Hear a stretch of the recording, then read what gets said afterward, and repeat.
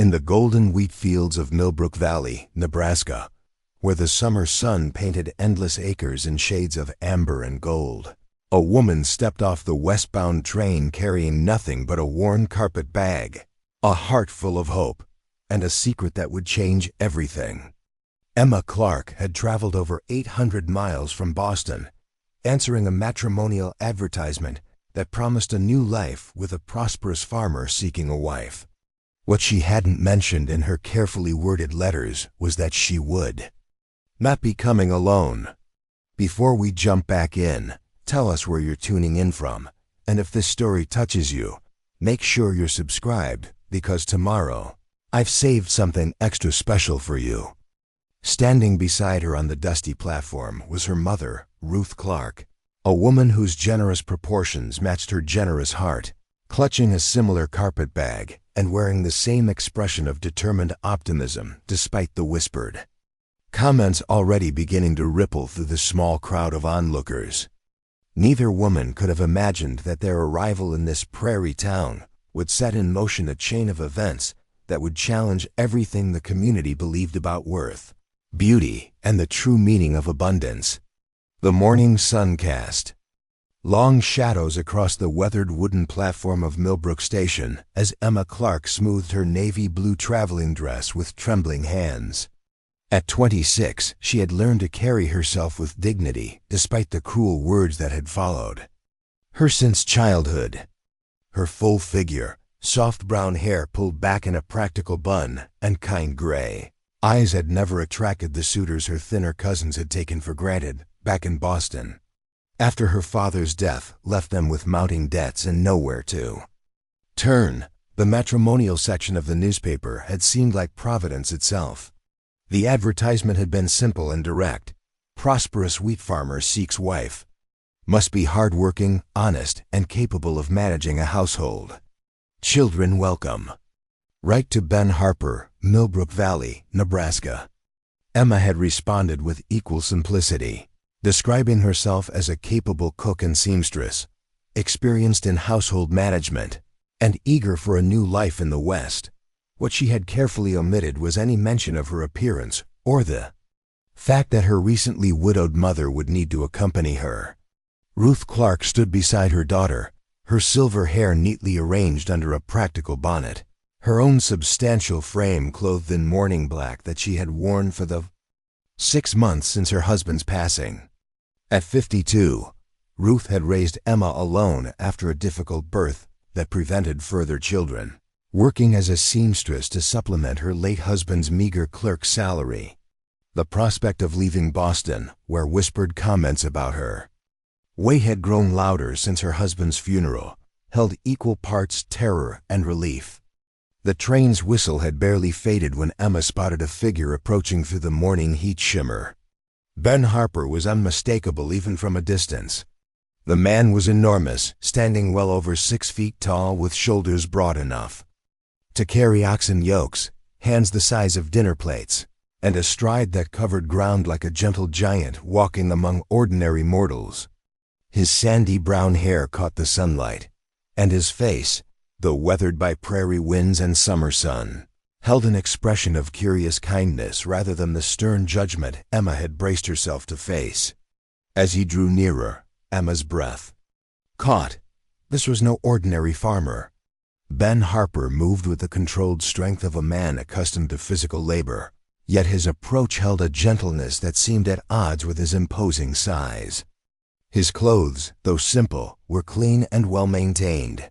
Dark trousers and a white shirt with sleeves rolled up to reveal forearms corded with muscle from years of working the land. "Miss Clarke?" His voice, when he spoke, was as deep as Emma had expected, but warm with genuine welcome. His eyes, a startling blue against his tanned face, moved from Emma to Ruth with curiosity rather than disapproval. "I'm Ben Harper." Emma found her voice, though it came out smaller than she intended. "Mr. Harper, yes, I'm Emma Clarke." She gestured toward her mother, steeling herself for the reaction she had witnessed so many times before. "This is my mother, Ruth Clarke. I hope you don't mind that she's accompanied me." Our circumstances in Boston became quite difficult after my father's passing, and I couldn't bear to leave her alone. The silence that followed felt eternal. Emma watched Ben's face, waiting for the familiar tightening around the eyes, the polite but firm rejection, the stammered excuses that had become the soundtrack of her adult life. Instead, Ben Harper removed his hat, revealing hair that tousled in the prairie breeze, and offered a respectful nod to both women. "Mrs. Clarke," he said, addressing Ruth directly, "I'm sorry for your loss. The journey from Boston must have been difficult for you both." His attention returned to Emma. "Your letter mentioned you were skilled in household management. I admit I was hoping for someone experienced in cooking for harvest crews and managing a large kitchen. Would that be something you and your mother might handle together?" The question was so unexpected, so matter-of-fact in its acceptance of their situation, that Emma felt tears prick at the corners of her eyes. "Yes," she managed. "We've managed boarders before, and Mother is an excellent baker." Ruth stepped forward, her chin raised with the pride that had carried her through years of whispered comments and sideways glances. "Mr. Harper, my daughter wrote to you in good faith, but I understand our presence here might not be what you expected. If our appearance is unsuitable, we can make arrangements to return to Boston." Ben Harper's expression shifted, and for the first time, Emma saw something that might have been surprise. "Unsuitable?" "Mrs. Clarke, I've been cooking my own meals and mending my own clothes for 3 years since my housekeeper moved to California with her daughter. The idea of having 2 experienced women managing my household sounds like an answer to prayer, not a problem to be solved." A small crowd had gathered at a respectful distance.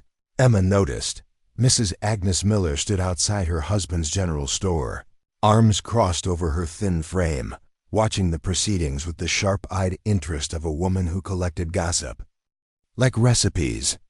Several other townspeople had found reasons to linger nearby, their expressions ranging from curious to openly disapproving as they took in the sight of the 2 substantial women beside the town's most eligible bachelor. "Perhaps," Ben continued, either oblivious to or deliberately ignoring their audience, "we should continue this conversation at the farm. I brought the wagon, and your luggage can be loaded easily enough." He gestured toward a sturdy farm wagon, pulled by 2 well-fed draft horses. "Mrs. Clarke, would you be comfortable with the drive?" "It's about 4 miles to my place." Ruth's relief was visible as she nodded. "Quite comfortable, thank you." As Ben loaded their carpet bags into the wagon with easy strength, Emma found herself studying his profile. His face held the honest lines of a man who worked outdoors, but there was something in his expression that spoke of education beyond the typical farmer's practical knowledge. His hands, though calloused from farm work, handled their belongings with careful respect. "Miss Clarke," he said, offering his hand to help her up to the wagon seat. "I should probably explain that my farm isn't exactly what most people expect when they think of a Nebraska wheat operation." Emma settled herself on the bench seat, her mother beside her, while Ben took the reins. "What do you mean?" Ben guided the horses away from the station, nodding politely to the watching townspeople. "My father left me more than just land when he passed. He was something of an unusual man, believed that a farm should feed people properly, not just efficiently. We grow wheat and corn like everyone else, but we also have dairy cows, chickens, pigs, and the largest kitchen garden in 3 counties. As they drove through the main street of Millbrook, Emma observed the small community that might become her home. The general store, post office, church, and doctor's office lined a wide dirt road, with neat houses scattered beyond. It was smaller than she had expected, the kind of place where everyone knew everyone else's business within hours of it happening. "The harvest is coming soon," Ben continued, his voice carrying easily over the sound of wagon wheels and horse hooves. "I usually hire 8 to 10 men for the cutting and threshing. In the past, I've had to arrange for meals in town, which is expensive and not particularly satisfying for men doing heavy labor. Ruth spoke up for the first time since leaving the station. How many men are we talking about feeding, Mr. Harper? Typically around 12, including myself and Tom Wheeler, my regular hand. 3 meals a day for about 2 weeks, plus providing food they can take to the fields. Ben glanced back at her. Is that something you think you could manage? Emma saw her mother's face transform. Ruth had always been happiest when she was feeding people, whether boarders in their Boston home or neighbors during difficult times.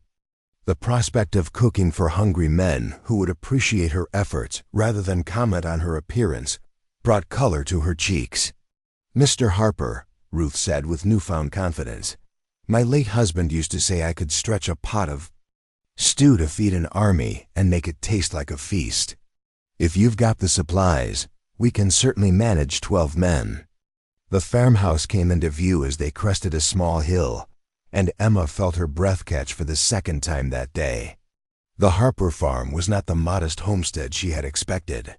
Preparing and narrating this story took us a lot of time, so if you are enjoying it, subscribe to our channel. It means a lot to us. Now back to the story. A large 2-story house painted white with green shutters sat, surrounded by mature oak trees, with a wide front porch that promised cool summer evenings. Behind it sprawled a collection of well-maintained outbuildings, barns, and what appeared to be the largest kitchen garden Emma had ever seen. My father believed in building for the future, Ben explained, noting their surprised expressions. He said a man should create something that would last beyond his own lifetime.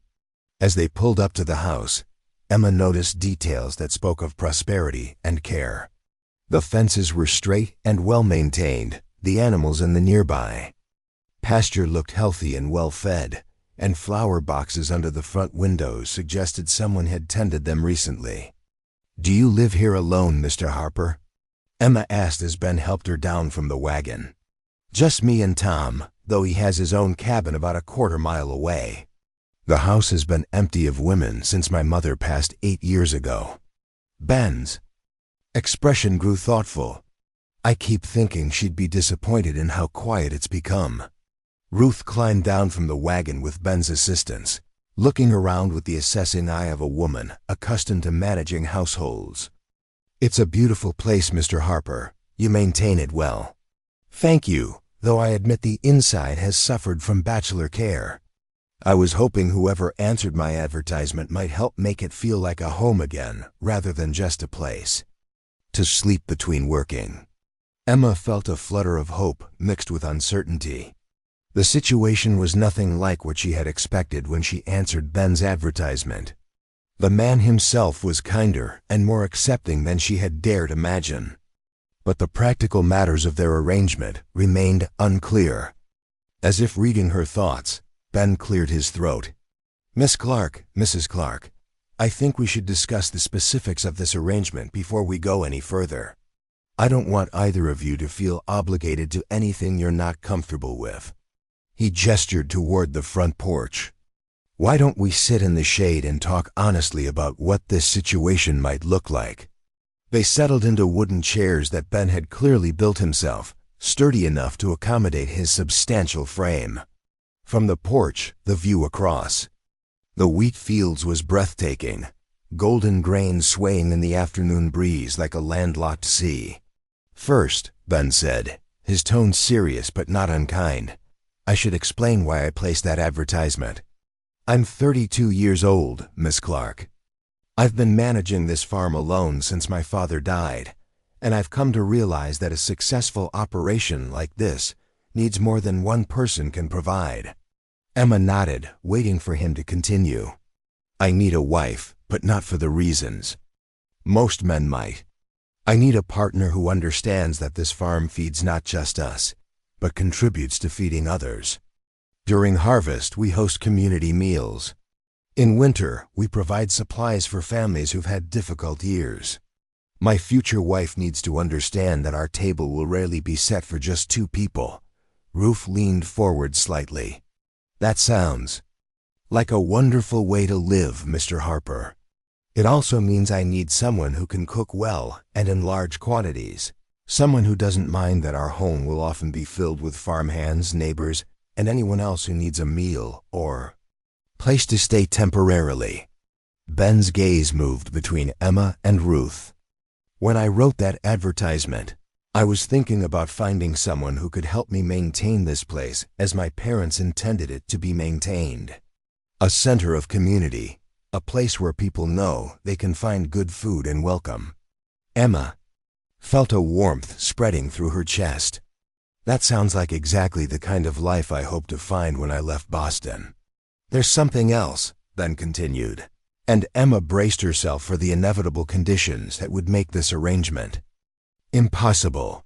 I've been hearing whispers around town since I started looking for a wife. People have opinions about what kind of woman would be suitable for someone in my position. The warmth in Emma's chest began to cool. Some folks think I should find someone young and pretty, someone who would look appropriate standing next to me at church functions and community gatherings. Ben's voice took on a harder edge. What those people don't understand is that I'm not looking for decoration. I'm looking for substance. He stood and walked to the porch railing, looking out over his fields. My mother was not a small woman, Miss Clarke. Neither was my grandmother. Both of them could outwork most men, outcook anyone in the county, and commanded respect wherever they went. They taught me that a woman's worth has nothing to do with whether she fits into fashionable dresses. Emma felt tears threatening again, but these were different from the tears of embarrassment and rejection she had shed so often in Boston. What they also taught me, Ben continued, turning back to face them, is that the best meals, the ones that bring families and communities together, are prepared by women who understand food as more than mere sustenance. Women who appreciate the joy of a well-prepared meal, who understand that breaking bread together is one of the most important things people can do. Ruth clasped her hands together in her lap. Mr. Harper, are you saying that you don't object to our appearance? Ben Harper's expression grew almost fierce. Mrs. Clarke, I'm saying that any man who would object to having two experienced women willing to help him maintain a proper home and feed people well is a fool who doesn't deserve such good fortune. The silence that followed was broken only by the sound of wind rustling through the oak trees and the distant lowing of cattle. Emma felt something shifting inside her, a sensation she hadn't experienced since childhood. For the first time in years, she felt truly welcome somewhere. There are practical matters to discuss, Ben said, settling back into his chair. Miss Clarke, if you're willing to enter into marriage with me, it would be a true partnership. You would have equal say in household decisions, access to household funds, and a voice in how we manage the social aspects of farm life. He paused, looking directly at Emma. I should also be clear about expectations. I'm not looking for a romantic attachment initially, though I wouldn't be opposed to such feelings developing naturally over time. What I need immediately is a capable partner who shares my vision for what this farm should be. Emma found her voice. What about my mother? Mrs. Clarke would be welcome to live here permanently as part of our household. I have plenty of space, and as I mentioned, the idea of having two experienced women managing things appeals to me greatly. Ruth spoke up. Mr. Harper, this is all very generous, but what would my role be exactly? Whatever role you're comfortable with, Mrs. Clarke. From what Emma wrote about your skills, and what I've observed today, I suspect you and Emma together could transform this house into exactly what it should be. A place where people know they'll find good food, warm welcome, and genuine hospitality. Ben leaned forward.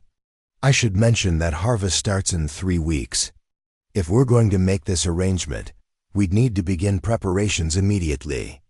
That means getting to know each other quickly, learning to work together, and preparing for what will essentially be running a small restaurant for 2 weeks.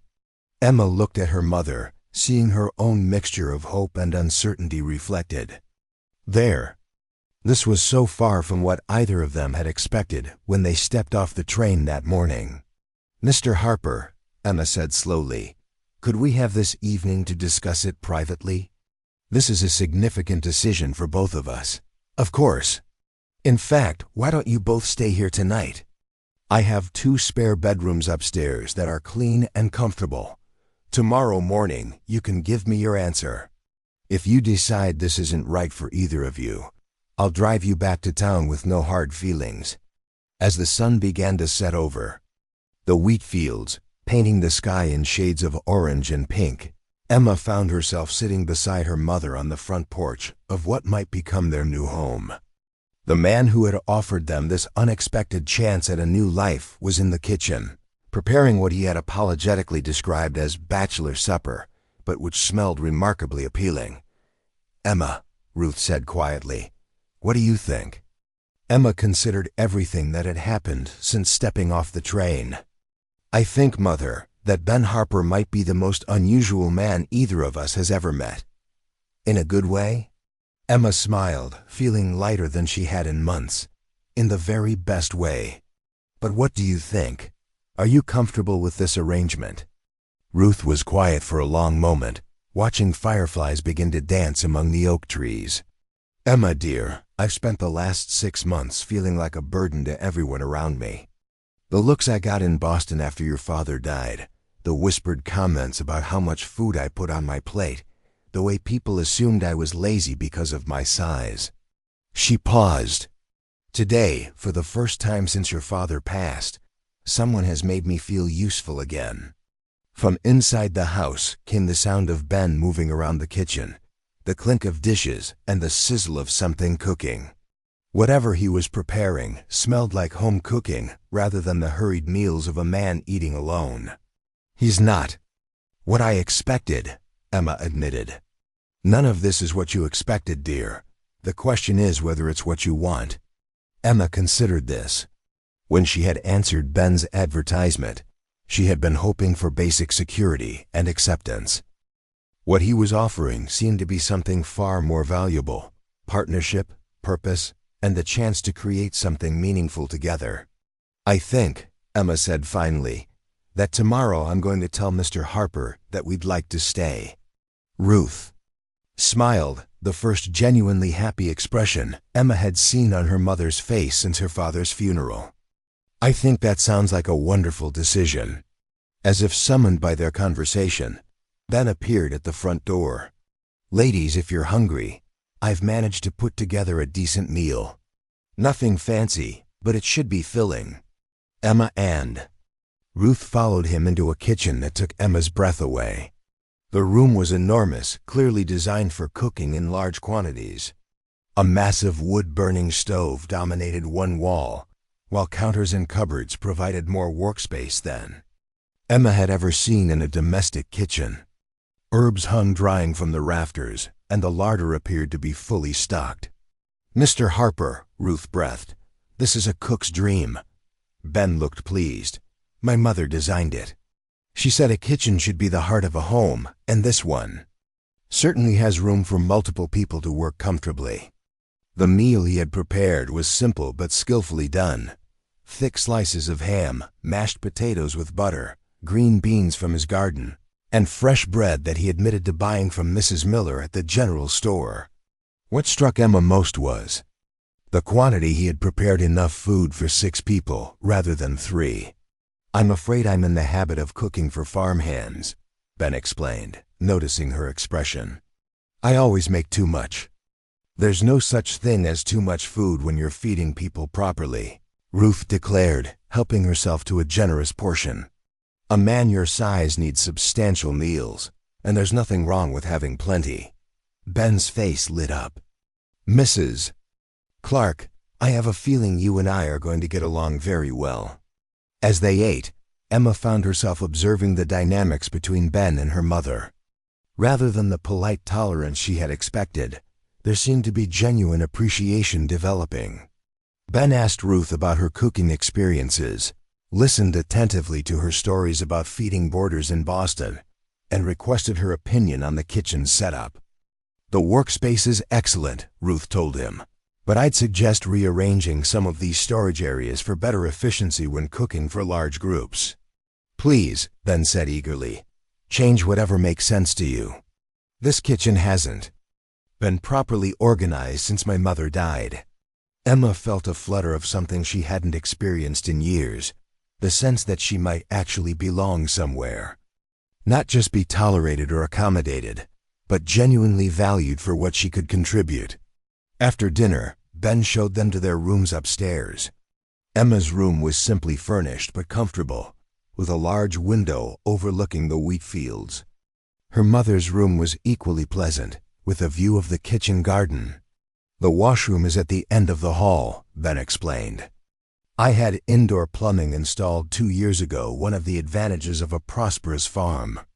Left alone in her room, Emma sat by the window as darkness fell completely over Millbrook Valley. The silence was different from Boston's urban quiet, filled with the sounds of night insects, rustling grain, and the distant sound of cattle settling for the night. Tomorrow she would give Ben Harper her answer, and she already knew what that answer would be. For the first time since her father's death had left them scrambling for security, Emma felt like she was moving towards something rather than running away from something.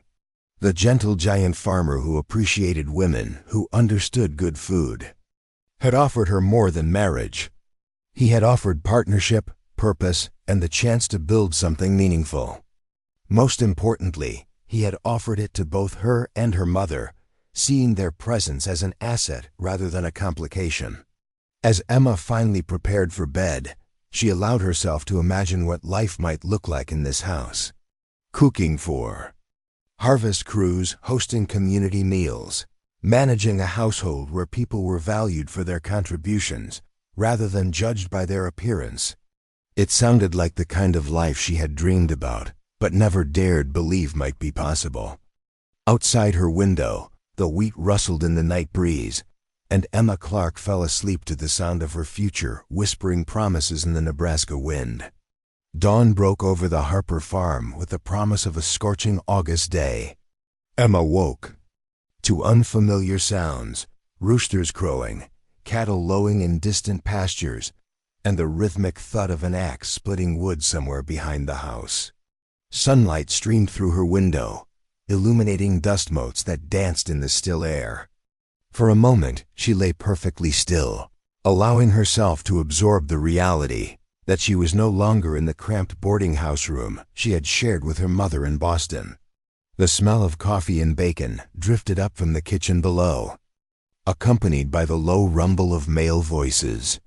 Emma dressed quickly in her second-best dress, a practical gray cotton that would serve for working around the house. As she made her way downstairs, she could hear her mother's voice mixing with Ben's deeper tones and another man's lighter drawl.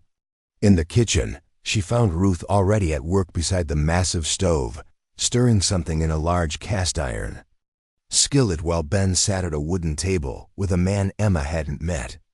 Both men rose as she entered, and Ben's face brightened with what appeared to be genuine pleasure at seeing her. "Emma, good morning," he said, his voice warm. "I'd like you to meet Tom Wheeler, my ranch hand and the closest thing I have to family around here." Tom Wheeler was a wiry man in his 40s with graying hair and keen brown eyes that held both intelligence and humor. His handshake was firm but brief, and his assessment of her seemed more curious than judgmental. "Miss Clarke, Ben's told me quite a bit about your situation. Welcome to Nebraska." "Thank you, Mr. Wheeler." Emma glanced toward her mother, who looked more animated than she had in months. "I hope we're not disrupting your usual routine." Tom chuckled. "Miss, Ben's usual routine involves burning oatmeal and eating cold beans from a can. Your mother's already improved things considerably." Ruth turned from the stove, her cheeks flushed from the heat but glowing with satisfaction. "Emma, dear, come see what Mr. Harper has in his larder. I've never seen such abundance in a bachelor's kitchen." Emma joined her mother at the stove, where Ruth was preparing what appeared to be enough breakfast for a small army. Eggs scrambled with fresh herbs, thick slices of bacon, fried potatoes with onions, and biscuits that filled the kitchen with their warm aroma. "Mother, are you sure this isn't too much?" "Nonsense," Ben interjected from the table. Mrs. Clarke asked me how much food I typically eat for breakfast, and when I told her, she said it was no wonder I was so tall. Apparently, I've been undernourishing myself for years. Ruth beamed at the compliment. A man who works as hard as Mr. Harper needs proper meals. These little portions city people eat wouldn't sustain a growing child, much less a farmer during harvest season. As they sat down to eat, Emma observed the easy camaraderie between Ben and Tom. Their conversation flowed naturally between farm business, community news, and gentle teasing that spoke of years of friendship. What struck her most was how naturally they included both her and Ruth in the discussion, asking their opinions on everything from the weather to the best methods for preserving vegetables.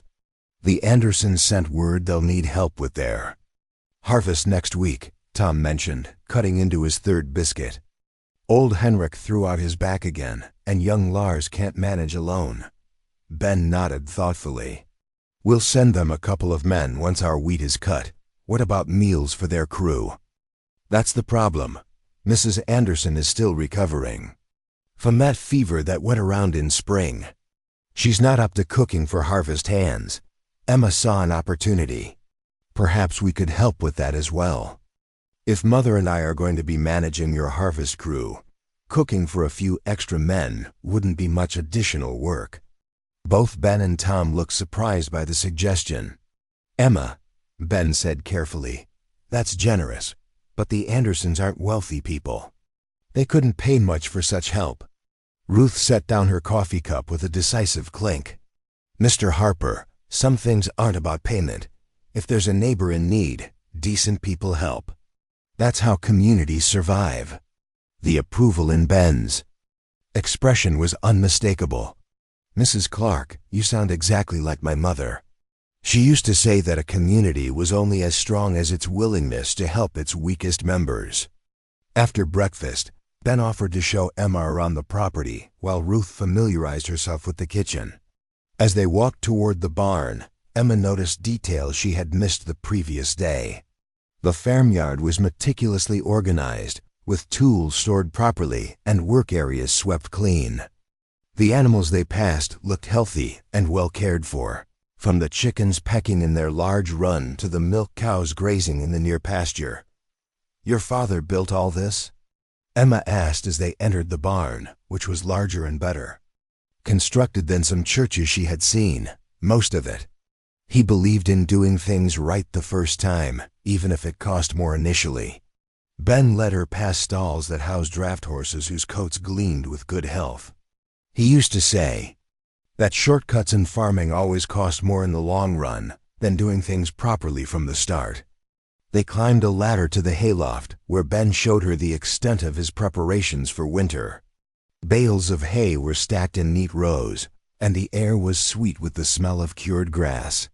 From the loft window, Emma could see the full scope of the Harper farm: fields of wheat ready for harvest, corn growing tall and green, pastures dotted with cattle, and the large kitchen garden behind the house where vegetables grew in perfectly straight rows.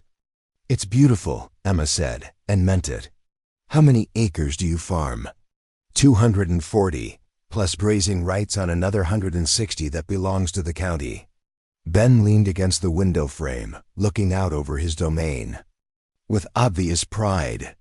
"My father started with 40 acres and a single-room cabin. Each year, he bought a little more land and improved what he had." Emma studied his profile as he talked about his father's legacy. There was something in his voice when he spoke of the older man that suggested deep respect mixed with determination to prove himself worthy of what he had inherited. "Ben, can I ask you something personal?" He turned to face her fully, of course. "Yesterday, you said you weren't looking for romance initially, but wouldn't be opposed to feelings developing naturally. Have you ever been in love?" The question seemed to surprise him, and he was quiet for a long moment before answering. "Once, when I was 25. Her name was Margaret Thornton, daughter of a banker in the county seat. We courted for nearly a year." Emma waited for him to continue. She was everything people expected a successful farmer's wife should be. Pretty, well-educated, from a good family. Her father approved of the match because he thought it would be good business connections. Ben's voice grew flat. Margaret approved because she thought being married to someone like me would give her status in the community. What happened? She made it clear that once we were married, I would need to modernize my approach to farming. Stop growing so much food. Focus purely on cash crops, and eliminate what she called my charity work with struggling neighbors. Ben's jaw tightened. She also felt that my mother's influence on the household had been excessive, and that a proper wife would need to establish different standards. Emma felt a chill at the implications. She wanted you to change everything about how you lived. She wanted me to change everything about who I was. When I realized that, I ended our engagement. Ben looked directly at Emma. That's when I decided that if I was going to marry, it needed to be someone who shared my values, not someone who wanted to reshape them. They climbed down from the loft and continued their tour, but Emma's mind was processing what Ben had revealed. His previous experience explained much about his approach to their arrangement. He wasn't looking for a decorative wife who would enhance his social standing. He was looking for a partner who would help him live according to his principles. Ben, what exactly are your principles? Emma asked as they walked toward the kitchen garden. He considered the question seriously. I believe that people with abundance have a responsibility to share it. I believe that a good meal shared with others is one of the most basic forms of human kindness. I believe that hard work should be rewarded with fair treatment and genuine respect, regardless of someone's background or appearance. They had reached the garden, where vegetables grew in neat rows that stretched nearly an acre. Emma had never seen such variety. Tomatoes, beans, squash, carrots, onions, potatoes, and herbs she couldn't immediately identify.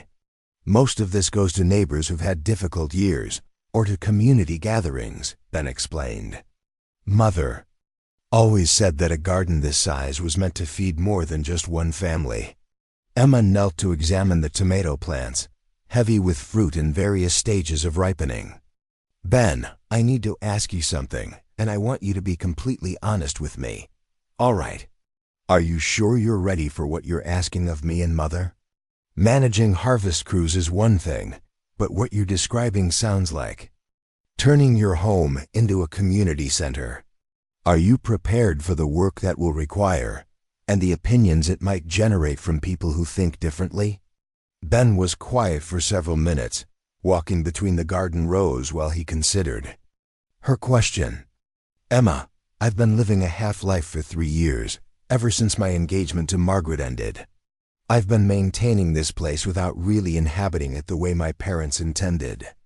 The house has been too quiet, the kitchen too empty, and I've been avoiding the very activities that gave my childhood meaning. He stopped walking and faced her directly. You and your mother represent the chance to return this place to what it should be. Yes, I'm ready for the work. Yes, I'm ready for the criticism from people who think we should be more conventional. What I'm not ready for is continuing to live like a caretaker instead of like someone building a real life. The conviction in his voice left Emma with no doubt about his sincerity. This wasn't a man making promises he might not keep. This was someone who had thought deeply about what he wanted his life to look like. They returned to the house to find Ruth deep in conversation with Mrs. Agnes Miller, who had apparently arrived to satisfy her curiosity about the new arrivals. Mrs. Miller was a thin woman with sharp features and an expression that suggested she found most things she encountered somehow disappointing. Mr. Harper, Mrs. Miller said as they entered the kitchen, I was just telling Mrs. Clarke how surprised everyone in town was to see 2 women get off yesterday's train. Such an unusual arrangement. Emma felt her stomach tighten at the woman's tone, but Ben's response was perfectly cordial. Mrs. Miller, I consider myself fortunate that Emma felt comfortable bringing her mother along. Mrs. Clarke's experience will be invaluable during harvest season. Oh, I'm sure it will be interesting to see how two Boston women adapt to farm life. Mrs. Miller continued, her gaze taking in Ruth's substantial figure with obvious disapproval. I do hope you're prepared for how much work is involved in feeding. Harvest crews. Ruth straightened to her full height, and Emma recognized the expression that had intimidated difficult boarders back in Boston. Mrs. Miller, I've been cooking for large groups since before you were born. I think I can manage a few farm hands. Of course, dear. I just meant that Western appetites can be quite robust, and men working in the fields expect hearty meals. Some people from the East find the quantities rather overwhelming. Ben stepped forward, and something in his posture made Mrs. Miller take an unconscious step backward. Mrs. Miller, I'm confident that Mrs. Clarke and Emma will manage beautifully. In fact, I'm planning to recommend their services to other farms that need help with harvest meals. The message was clear. Ben Harper was not welcoming criticism of his household arrangements. Mrs. Miller's expression grew even sharper, but she forced a smile. Well, I'm sure everyone wishes you the best, Mr. Harper. Such a big change for all of you. She gathered her shawl and moved toward the door. Emma, dear, I do hope you'll join us for the Ladies' Church Auxiliary next week. We always welcome new members, though our activities might seem quite different from what you're accustomed to in Boston. After Mrs. Miller departed, Ruth sagged slightly against the kitchen counter. I'd forgotten how exhausting that type of woman can be. Emma put her arm around her mother's shoulders. Are you having second thoughts? About Mrs. Miller? Certainly not. About this arrangement? Ruth looked around the spacious kitchen. Then at Ben, who was watching them with obvious concern. Not for a moment. But I think we should be prepared for more visits like that one. Ben's expression grew grim. I'm afraid you're probably right. Mrs. Miller has opinions about most things, and she's not shy about sharing them. What kind of opinions? Emma asked. Tom Wheeler, who had been quietly listening from his seat at the kitchen table, spoke up. She thinks Ben should have married somebody young and pretty who would make him look good at social functions. She's been promoting her niece Sarah for the position for about 2 years now. Sarah Miller is 19 years old and weighs about as much as one of Emma's arms, Ben said bluntly. She's never cooked a meal more complicated than tea and biscuits, and she faints at the sight of blood. Exactly what use would she be on a working farm? Ruth chuckled. The same use she'd be anywhere else, I suspect. Decorative. I'm not interested in decoration, Ben replied firmly. I need partners, not ornaments. Over the following days, Emma and Ruth settled into the rhythm of life at the Harper farm. Ruth took charge of reorganizing the kitchen for maximum efficiency, while Emma worked with Ben to understand the scope of their upcoming responsibilities. The harvest would begin in 2 weeks, and they needed to be prepared to feed 12 men. 3 meals a day, plus provide food they could take to the fields. Emma discovered that Ben's idea of partnership extended to every aspect of the household. He consulted her on everything from meal planning to the arrangement of furniture, treating her opinions as valuable rather than merely polite. When she suggested modifications to the dining room to accommodate larger groups, he immediately began implementing her ideas. Ruth flourished in the enormous kitchen, testing recipes and calculating quantities needed for feeding large crews.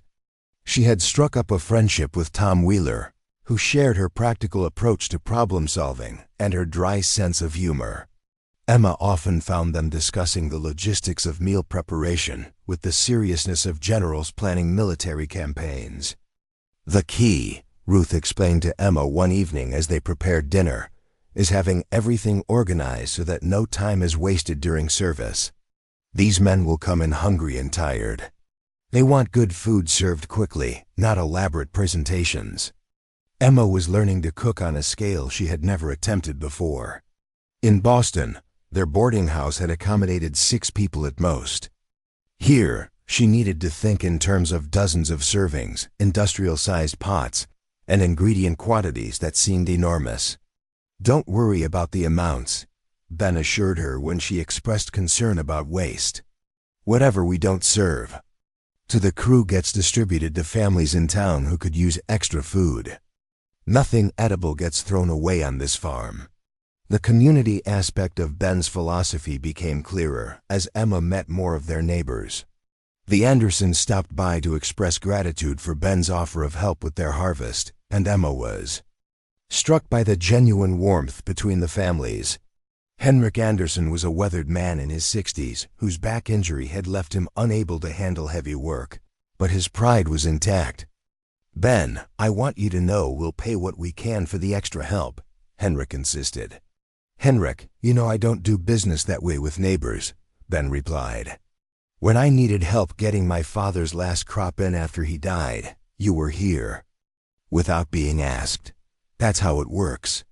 Emma watched this exchange with growing understanding. Ben wasn't just running a farm. He was maintaining a network of mutual support that kept the entire community stable. The food they would be preparing wouldn't just feed Ben's workers. It would be part of a larger system of reciprocal care. 1 week before harvest was scheduled to begin, Emma received her first real test as the future Mrs. Harper. Pastor David Coleman arrived on a Sunday afternoon with his wife Margaret, a plump, friendly woman whose warm smile immediately put Emma at ease. The pastor himself was a tall, scholarly-looking man whose genuine kindness was evident in his first words. "Miss Clarke, Mrs. Clarke, I hope you'll forgive the informal visit, but I wanted to welcome you to our community personally." They were invited to stay for dinner, and Emma found herself being evaluated, not just as Ben's intended bride, but as someone who would play a significant role in community life. Pastor Coleman asked thoughtful questions about her background and her plans for contributing to local activities. "The church sponsors several charity efforts throughout the year," Mrs. Coleman explained. "We provide meals for families in crisis, organize assistance for elderly members, and coordinate support during difficult times like illness or injury." "It sounds like exactly the kind of work I hope to be involved in," Emma replied honestly. Pastor Coleman smiled. "Ben mentioned that you and your mother might be willing to help with harvest meals for struggling farms. That would be tremendously appreciated. Several of our member families have been having difficult years." As the evening progressed, Emma realized she was being welcomed not just as Ben's wife, but as someone whose skills and willingness to help made her valuable in her own right. The feeling was intoxicating after years of being barely tolerated in Boston social circles. The Colemans' visit ended with an invitation to join them for church the following Sunday, where Emma and Ruth would be formally introduced to the congregation. Emma agreed, though she felt some trepidation about facing a large group of people who would undoubtedly have opinions about Ben's choice of bride. That night, as Emma prepared for bed, she reflected on how much her life had changed in just 1 week. She was learning to think of herself not as someone who had been rescued from difficult circumstances, but as someone contributing to something meaningful. The difference in perspective was profound. A soft knock at her door interrupted her thoughts. "Emma, it's Ben. Could I speak with you for a moment?" She opened the door to find him holding an oil lamp, his expression serious but not troubled. "What is it?" "I wanted to discuss our wedding plans. Pastor Coleman mentioned that he could perform the ceremony next Sunday after church services, if that suits you. It would be simple but public, which I think is important for establishing your position in the community." Emma nodded. "That sounds appropriate. Mother and I can manage with the dresses we have. Actually, that's part of what I wanted to discuss. I'd like you and Mrs. Clarke to visit Mrs. Patterson, the dressmaker in town, tomorrow. I want you both to have new dresses for the wedding, and Ruth should have whatever she needs to feel comfortable in her role here." The offer was generous, but Emma felt compelled to address the practical implications. "Ben, that's very kind, but you should know that finding suitable dresses for Mother and me isn't always straightforward. Many dressmakers don't accommodate our figures well." Ben's expression grew puzzled. Emma, Mrs. Patterson, has been making clothes for farm families for 20 years. She's accustomed to sewing for women who work hard and eat well. I'm sure she can create whatever you need." The simple confidence in his voice made Emma realize how accustomed she had become to expecting difficulties around her appearance. Ben seemed genuinely unable to understand why finding appropriate clothing would be problematic. "There's something else I wanted to mention," Ben continued. "Tom will be moving into town after the harvest is finished. He's been wanting to start his own operation for years, and I've helped him locate some land he can afford. That means this house will be quieter in the evenings, just the three of us." Emma felt a flutter of nervousness. The buffer of Tom's presence had made the transition easier, providing neutral conversation and reducing any awkwardness between her and Ben. "Are you concerned about that?" Ben asked, apparently reading her expression accurately. "A little," Emma admitted. "We're still getting to know each other, and having another person around has made things more comfortable." Ben considered. Would it help if I mentioned that I spend most winter evenings in the study, working on farm records and correspondence? We wouldn't be forced into constant interaction if you prefer some privacy while we adjust to married life." The thoughtfulness of his suggestion reminded Emma once again that Ben Harper was unlike any man she had ever encountered. He seemed genuinely concerned with her comfort and preferences, rather than focused on his own expectations.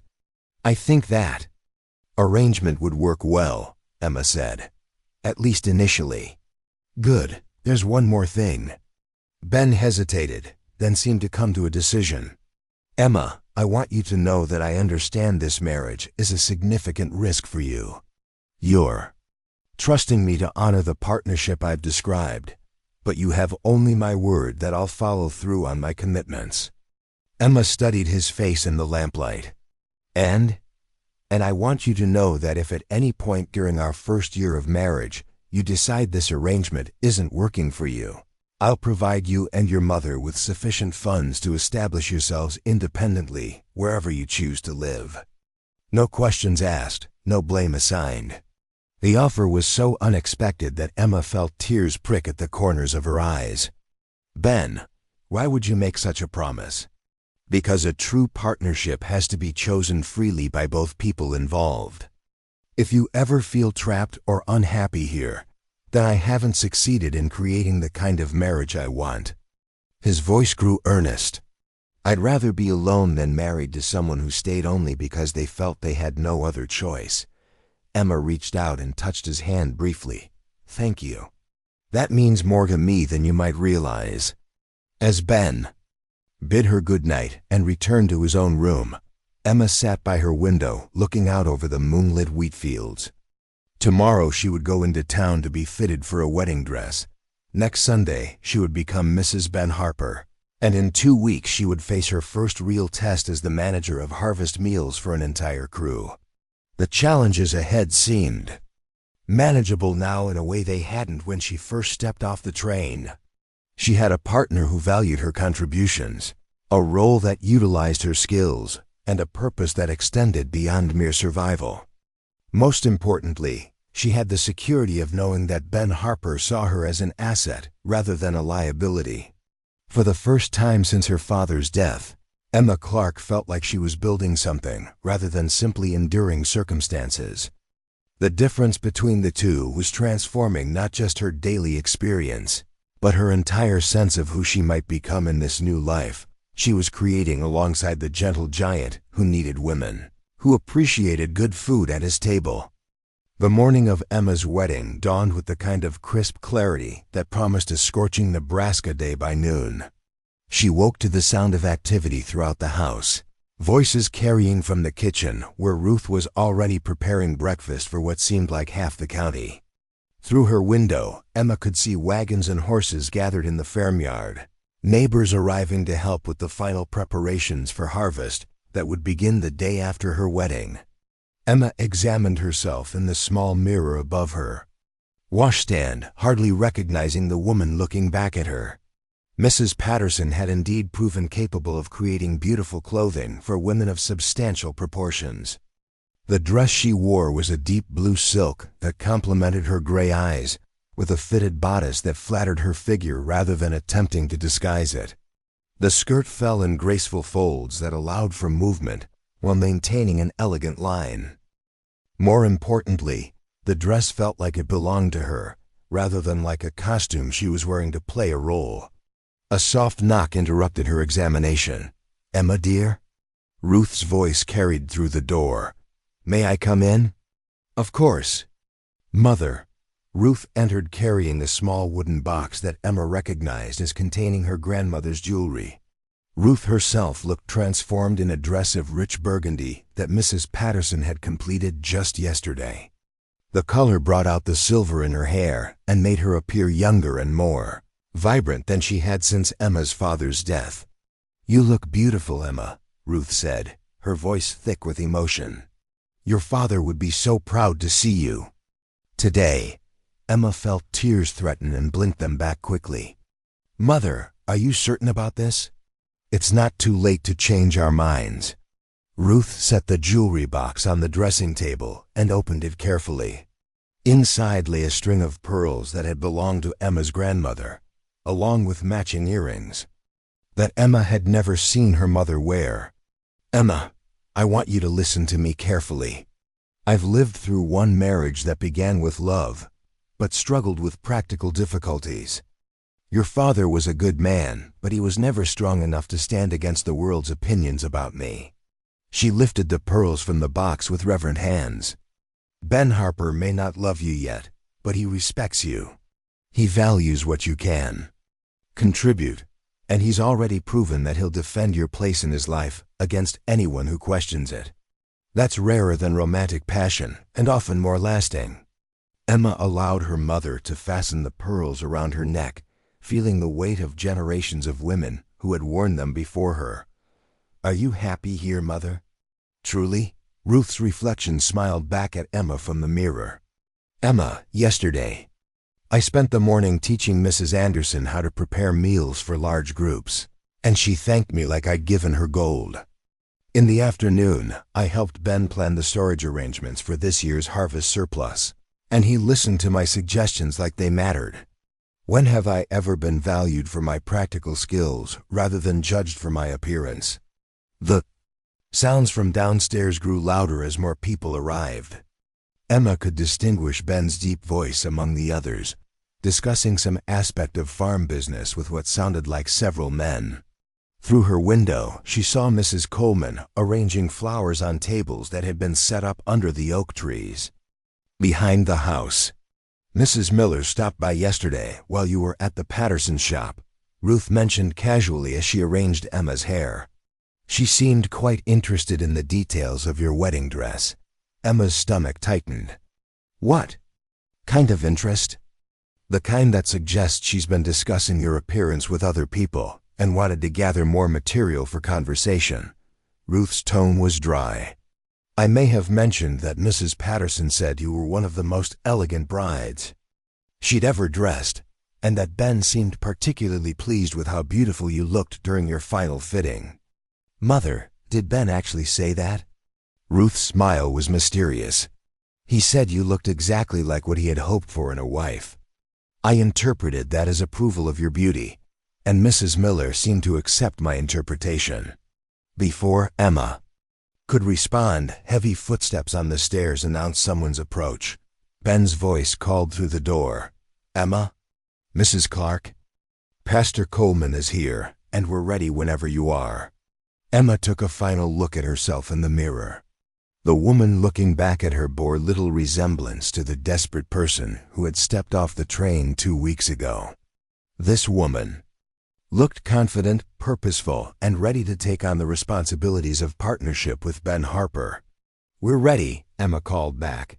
The ceremony took place under the oak trees behind the house, with most of Millbrook's population in attendance. Emma was surprised by the number of people who had come to witness her marriage to Ben Harper. Farmers and their families filled the chairs that Tom had arranged in neat rows, while children played at the edges of the gathering and women bustled around tables laden with food. As Emma walked toward Ben, escorted by Tom Wheeler in the absence of her father. She was struck by how right this moment felt. Ben stood waiting in a black suit that emphasized his impressive size, his sandy hair neatly combed, and his expression serious but warm.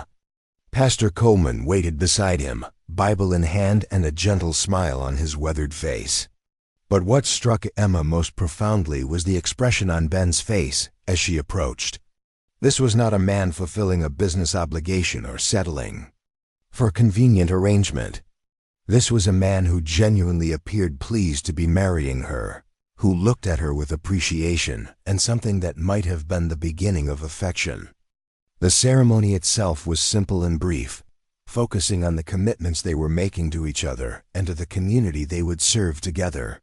When Pastor Coleman asked if anyone objected to the union, Emma held her breath, half expecting Mrs. Miller or someone similar to voice disapproval.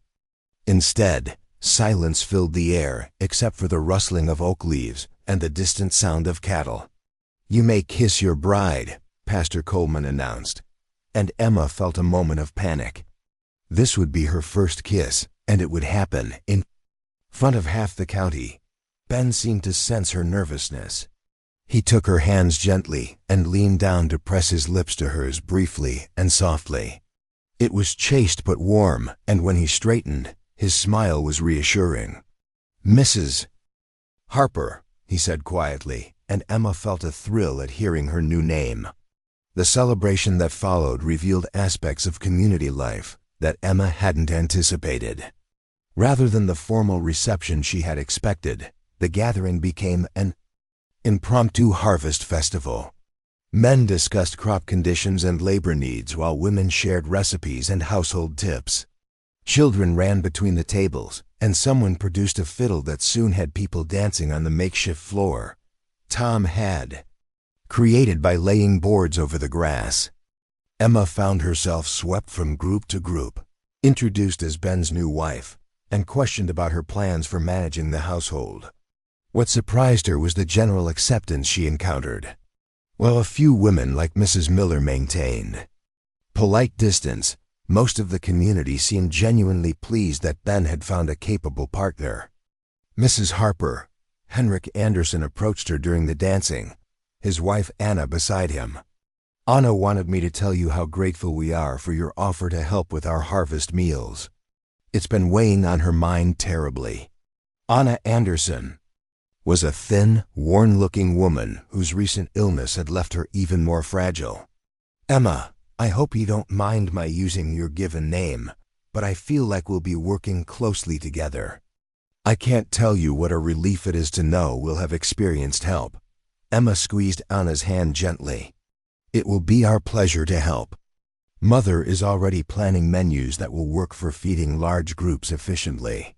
As the afternoon wore on, Emma began to understand that her marriage to Ben was being viewed by the community as more than a personal arrangement. She was taking on a role that had been vacant since Ben's mother died, serving as a center point for the kind of mutual support that kept farming communities viable. Mrs. Coleman pulled her aside as the sun began to set. "Emma, dear, I wanted to mention that several of the church ladies have asked if you might be interested in taking over organization of our charity meal program. Mrs. Peterson has been managing it, but she's getting too old for the physical demands." The request was both flattering and daunting. Emma realized that in marrying Ben Harper, she had not just gained a husband and a home, but had inherited a position of responsibility within the community. "I'd be honored to help," Emma replied, "though I'll need some time to learn how things have been done previously. Of course, Mrs. Peterson will be delighted to train you. She's been hoping someone younger would take over for months." As the celebration wound down and neighbors began departing, Emma found herself alone with Ben for the first time as his wife. They stood on the front porch, watching the last wagon disappear down the road, the silence between them comfortable rather than awkward. "How do you feel, Mrs. Harper?" Ben asked, using her new name with obvious pleasure. Emma considered the question seriously. "Different. Like I've stepped into a life that fits me in a way I didn't expect." Ben nodded. "I feel the same way. This place has felt more like home in the past 2 weeks than it has in the 3 years since I started looking for a wife." They were interrupted by the sound of hoofbeats approaching rapidly. A rider appeared out of the gathering dusk, pushing his horse harder than was safe on unfamiliar ground. As he drew closer, Emma recognized him as Jake Morrison, a young man who worked for the Crawfords, a family whose farm lay about 10 miles east of Ben's property. "Mr. Harper," Jake called out as he dismounted, his horse breathing hard and covered with sweat. "I'm sorry to disturb your wedding day, but Mr. Crawford sent me to fetch you. We've got trouble." Ben's expression grew serious immediately. "What kind of trouble, Jake?" "Fire, sir. Started about 2 hours ago in our wheat field. We've got it mostly contained, but it took out about 40 acres of crop and came close to the buildings. Mr. Crawford thinks it might not have been accidental." Emma felt Ben stiffen beside her. What makes him think that? Jake glanced around nervously, as if worried about being overheard. "Found some things that don't make sense, sir. Oil-soaked rags in places where they shouldn't have been. And the fire started in 3 different spots at the same time. Mr. Crawford thinks someone set it deliberately." "Arson?" Ben's voice was tight with controlled anger. "Who would do such a thing during harvest season?" "That's what Mr. Crawford hoped you might help figure out. He says you know the area families better than anyone, and he trusts your judgment about who might be capable of something like this." Emma realized that Ben's role in the community extended beyond generosity and mutual aid. People looked to him for leadership during crises, and his opinion carried weight in serious matters. "Jake, put your horse in the barn and get yourself some food. You've ridden hard." Ben turned to Emma. "I need to go see what happened at the Crawford place. It may take most of the night." Emma nodded, understanding that this was part of being married to someone who took community responsibilities seriously. "Of course, do what you need to do." Ben paused, seeming to wrestle with something. "Emma, I hate to leave you on our wedding night, but if someone is setting fires deliberately, other farms could be at risk, including ours." The implications of his words sank in slowly. Emma realized that she might be facing her first real test as Ben's partner much sooner than expected.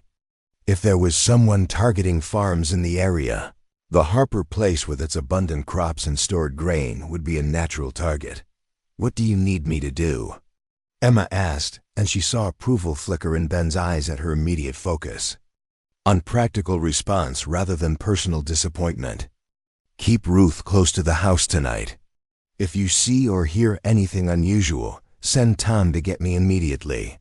Don't try to handle any problems yourselves." Ruth appeared in the doorway, apparently having heard enough of the conversation to understand the situation. "Ben, should we be preparing to move valuables or important documents somewhere safer?" Ben considered this. "The strongbox with the farm papers is already in the cellar. But yes, if you have personal belongings that can't be replaced, it might be wise to gather them together just in case." As Ben prepared to leave with Jake, Emma found herself faced with the reality that her new life would involve more than managing harvest crews and community meals. She was now responsible for protecting not just herself and her mother, but for safeguarding the home and livelihood that Ben had entrusted to her care. "Ben," she called as he mounted his horse, "be careful, and trust your instincts about people." He smiled down at her, and for a moment the worry left his face. "I will. Take care of things here, Mrs. Harper. I'll be back as soon as I can." After Ben disappeared into the darkness, Emma and Ruth returned to the house, where the cheerful remnants of the wedding celebration now seemed oddly incongruous with the serious situation they faced. Emma found herself looking at their new home with different eyes, assessing potential vulnerabilities and escape routes rather than admiring the comfortable domestic details. "Emma," Ruth said quietly as they extinguished the lamps in the main rooms, "what do you think this fire means?" Emma considered the question as she checked that all doors and windows were securely fastened. "I think it means someone doesn't want the farmers in this area to succeed. The question is whether it's random destruction or something more targeted. They made their way upstairs, but Emma knew she wouldn't sleep easily. Through her bedroom window, she could see the fields of wheat that represented Ben's livelihood, and beyond them, the darkness that might conceal threats she couldn't yet imagine. As she prepared for bed, Emma reflected on how much had changed in a single day. She had awakened as Emma Clarke, a woman dependent on others for security and direction. She was ending the day as Emma Harper, a woman responsible for protecting her family's interests and maintaining her position as a leader in the community. The transformation was both exhilarating and terrifying.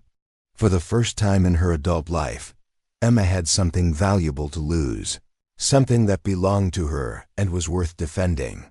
The feeling of having a stake in her own future was powerful, but it came with responsibilities she was still learning to understand. Around midnight, Emma was awakened by the sound of riders approaching the house. She dressed quickly and made her way downstairs, where she found Ruth already in the kitchen, a lamp burning low on the table and a shotgun across her knees. "Mother, where did you get that gun?" Ruth's expression was grim. "Tom brought it over after you went upstairs. Said Ben would want us to be prepared to defend ourselves if necessary." The riders proved to be Ben returning with Tom and two other men Emma didn't recognize. All four looked exhausted and grim as they tied their horses and approached the house. Emma opened the door before they could knock. "What did you find?" she asked immediately. Ben's face was streaked with soot and his clothes smelled of smoke. "Definitely arson. Someone soaked rags in kerosene and placed them strategically to spread fire as quickly as possible. If the wind had been stronger, the Crawford family could have lost everything, including their house." One of the men Emma didn't recognize spoke up. "Mrs. Harper, I'm Sheriff Williams from the county seat. I understand you and your mother are new to the area?" Emma felt a chill at the implication of his question. "Yes, we arrived from Boston 2 weeks ago." "And you don't know anyone in the area who might have grudges against local farmers?" "Sheriff," Ben interrupted, his voice sharp, "Emma and Mrs. Clarke had nothing to do with this fire. They were here all evening with dozens of witnesses." Sheriff Williams held up a placating hand. "I'm not suggesting they were involved, Mr. Harper. I'm hoping they might have noticed someone asking unusual questions or showing excessive interest in farm operations." Emma thought carefully about their interactions since arriving in Millbrook. The only person who seemed particularly curious about our situation was Mrs. Miller, but her interest appeared to be social gossip rather than anything suspicious. "What about strangers passing through town? Anyone who might have been asking about harvest schedules or storage facilities?" Ruth spoke up from the kitchen doorway. "There was a man at the general store yesterday when we were picking up supplies.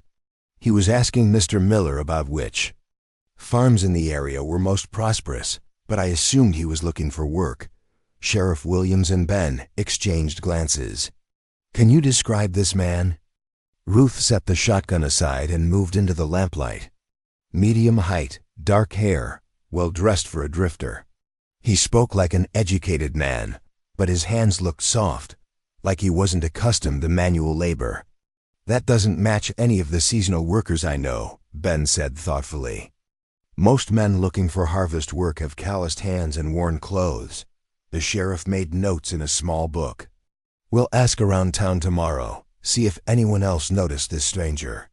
In the meantime, I'd suggest all the farms in this area take precautions, post guards if possible, and keep firefighting equipment ready." After the sheriff departed, Ben, Tom, and the other man remained to discuss security arrangements. Emma realized that her wedding night was being spent planning defense strategies rather than celebrating her marriage.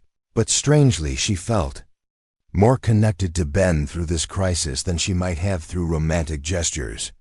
"Tom, can you stay here tonight?" Ben asked. "I want someone else awake and watching while Emma and Mrs. Clarke rest." Tom nodded, already planned on it. "I'll take the first watch, and you can relieve me around dawn." Emma stepped forward. "What about me? I can certainly stay awake and watch for danger." Both men looked at her with surprise, and Emma realized they had automatically assumed she and Ruth would be protected rather than participating in their own defense. "Emma," Ben said gently, "you don't have experience with this kind of situation." "Neither do you, if this is the first time farms in the area have been targeted," Emma replied firmly. "But I have good eyesight.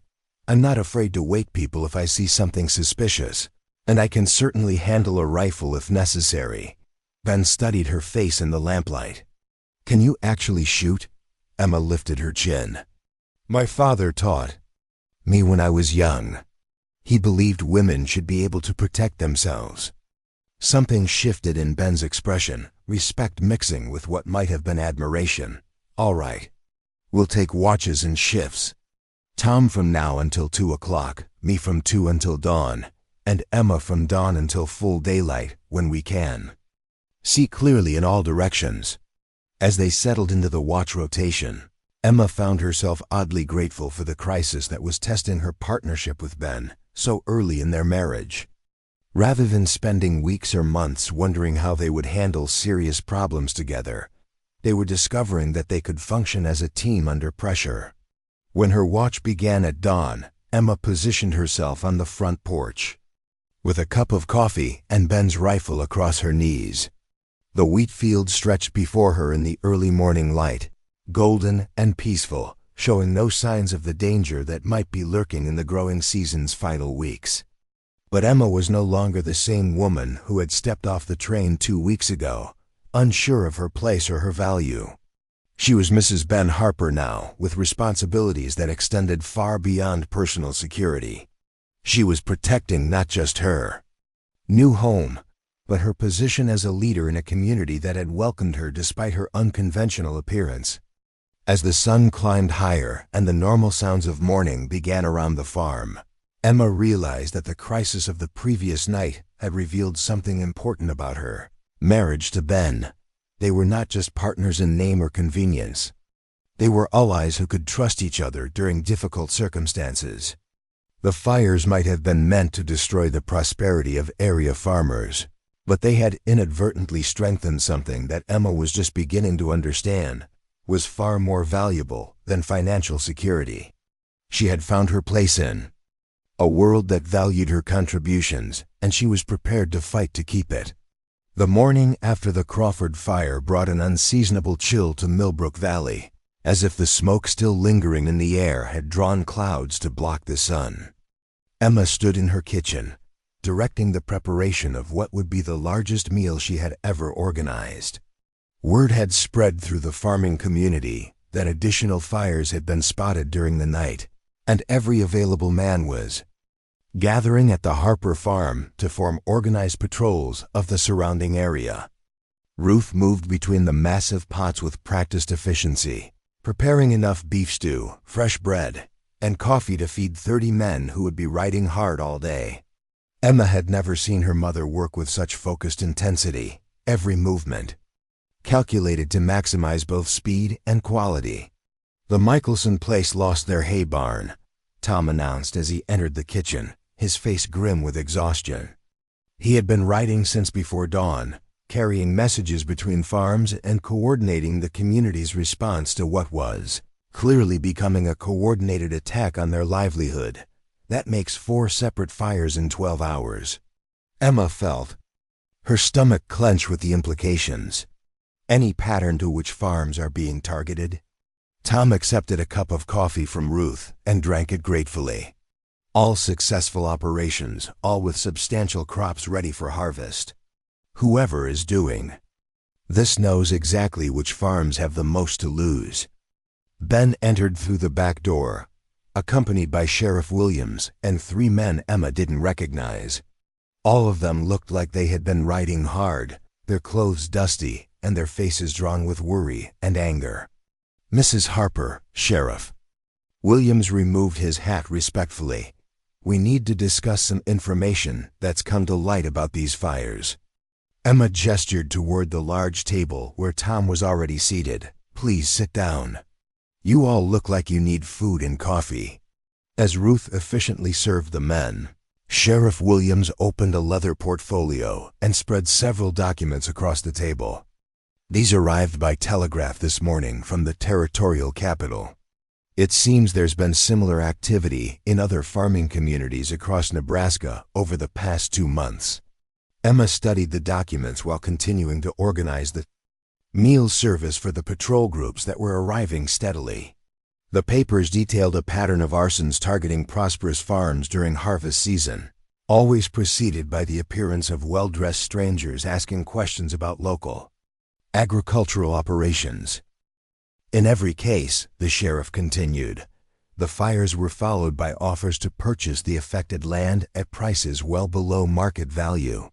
The buyers claimed they were investors interested in consolidating smaller operations into larger, more efficient enterprises. Ben's expression darkened as he absorbed this information. Someone is deliberately destroying crops to force farmers to sell their land. That's our assessment. And based on the descriptions we've gathered, the same man has been seen in several of the affected communities. Medium height, dark hair, expensive clothes, educated speech pattern. Emma felt a chill of recognition. The man at Miller's store. We think so. We've also learned that he's not working alone. Sheriff Williams pointed to another document. At least 3 communities reported seeing groups of men camping in secluded areas before the fires began. Professional arsonists, most likely. One of the men Emma didn't recognize leaned forward. "Sheriff, I'm John Whitmore from the Territorial Land Office. These attacks represent more than random destruction. Someone is attempting to manipulate land ownership patterns across a significant portion of Nebraska." Emma continued serving food to the steady stream of men arriving for patrol duty, but she listened carefully to every word of the conversation. The scope of what they were facing was far larger than a local problem with a few disgruntled individuals. "Mr. Whitmore," Ben said, his voice tight with controlled anger, "what you're describing sounds like an organized campaign to destroy family farming in this region." "That's exactly what it is. We believe Eastern investment groups are attempting to acquire large tracts of agricultural land for industrial farming operations. Small family farms are being eliminated systematically." Ruth set down her serving spoon with enough force to make everyone at the table look up. "Gentlemen, are you telling us that someone is trying to burn us out of our homes so they can buy our land cheaply?" "I'm afraid that's precisely what we're telling you, Mrs. Clarke," Sheriff Williams replied. Emma felt rage building in her chest, a fury unlike anything she had ever experienced. These people were not just threatening her new home and marriage. They were attacking an entire way of life that she had only just discovered she valued deeply. "What can be done to stop them?" she asked, her voice steady despite the anger burning through her. Whitmore exchanged glances with the sheriff. "Legally, very little until we can catch them in the act or gather enough evidence to prove the conspiracy. The challenge is that these arsonists are professionals who know how to avoid leaving traces that would hold up in court." "What about protecting the farms that haven't been hit yet?"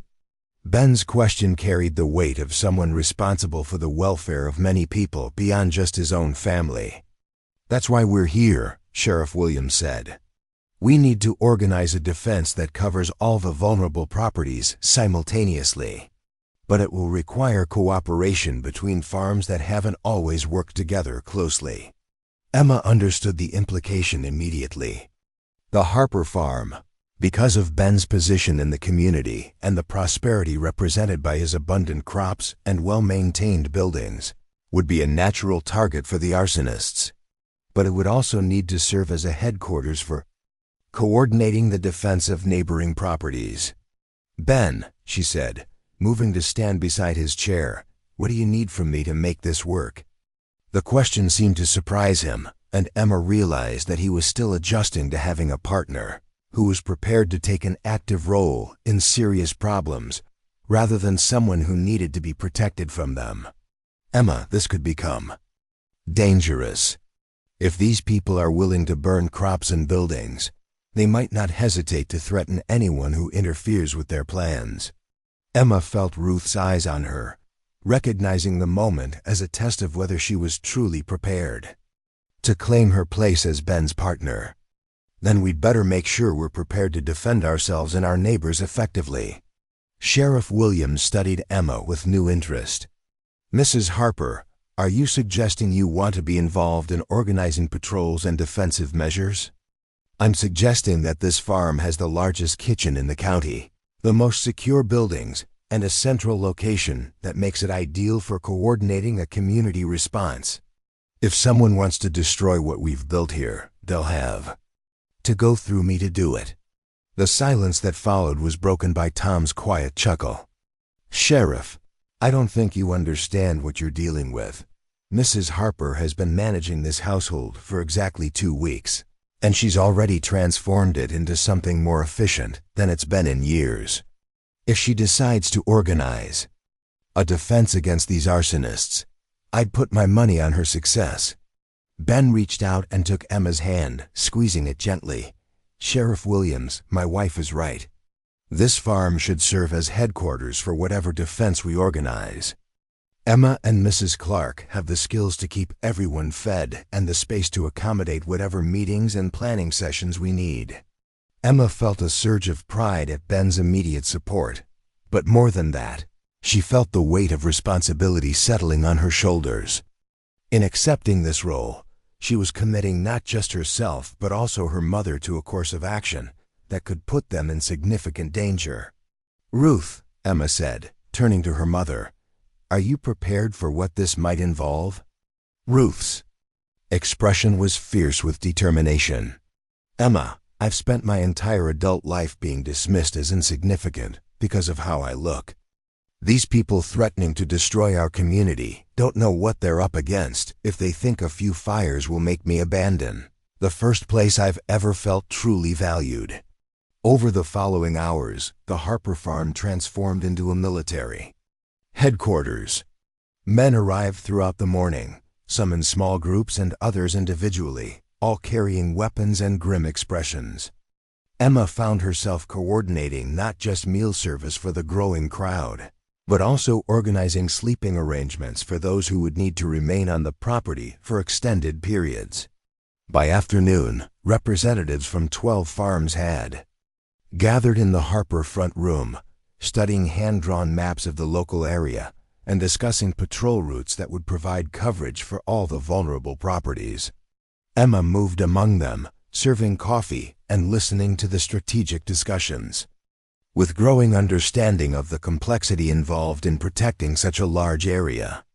The challenge, explained Henrik Anderson, despite his back injury, insisting on participating in the planning, is that we don't have enough men to provide full coverage for every farm simultaneously. We'll need to prioritize based on which properties are most likely targets. Ben unrolled a larger map across the table. Looking at the pattern in other towns, the farms with the most valuable crops are likely their first targets.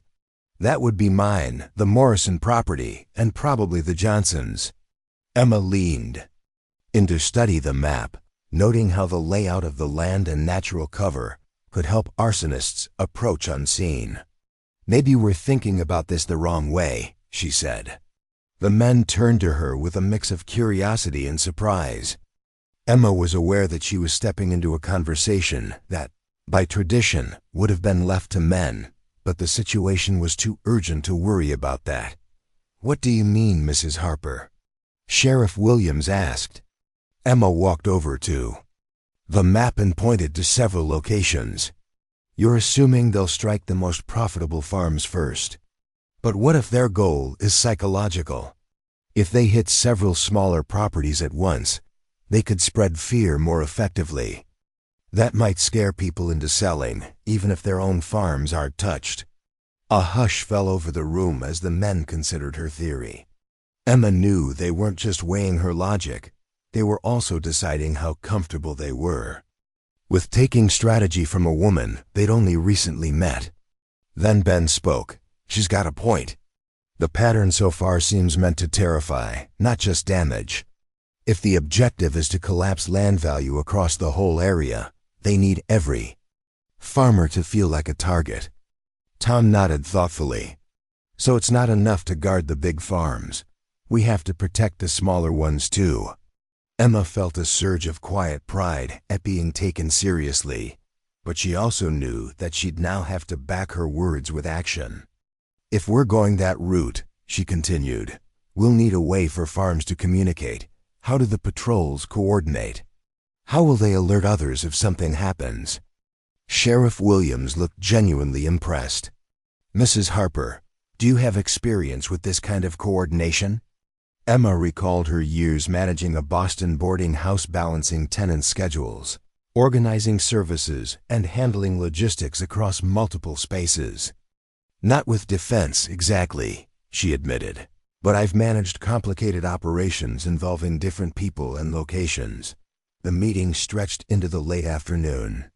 Emma became a key voice in discussions about patrol rotations, signaling systems, and emergency response plans. What had begun as her volunteering to cook meals had evolved into a central leadership role. As the sun dipped and patrol teams rode out, she realized the Harper farm had become the hub of a defense effort spanning hundreds of acres and dozens of people. The weight of that responsibility was both exhilarating and sobering. As they watched the final patrol group disappear into the dusk, Ben turned to her. Emma, you know what you've gotten us into, right? If this fails, our farm will be seen as the resistance headquarters. That makes us their #1 target. She met his gaze seriously. Ben, 2 weeks ago, I was alone and had nothing. Now I have something to fight for, and I'm not going to let a group of opportunists destroy what we're trying to build. Just then, Ruth stepped onto the porch, wiping her hands on her apron. Emma, sweetheart, something's been bothering me. What is it, Mother? That stranger at Miller's store, the one asking questions about the successful farms. He didn't just ask about crops and livestock. He asked about which women were good cooks. Emma and Ben exchanged puzzled glances. Why would that matter to them?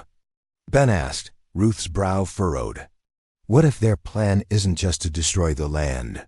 What if they also want to target the women who run the households, the ones who make rebuilding possible? A chill crept through Emma. If the arsonist weren't only targeting property, but also aiming to incapacitate the women who kept farm life functioning, then she and Ruth weren't just coordinators of defense. They were targets themselves. You think they'd try to harm you and Emma? Ben asked quietly.